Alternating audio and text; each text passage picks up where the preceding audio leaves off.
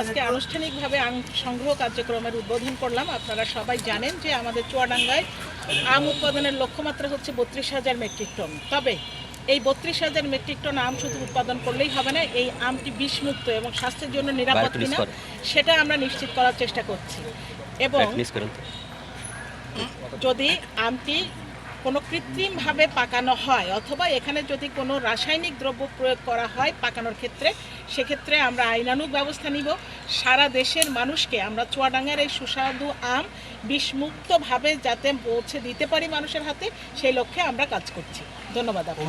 করার চেষ্টা করবে, অর্থাৎ আমে যদি কোনো কৃত্রিম কেমিক্যাল দিয়ে আম তারা পাকানোর চেষ্টা করে তাহলে তাদের বিরুদ্ধে আমরা সংশ্লিষ্ট আইনে কঠোর ব্যবস্থা গ্রহণ করব।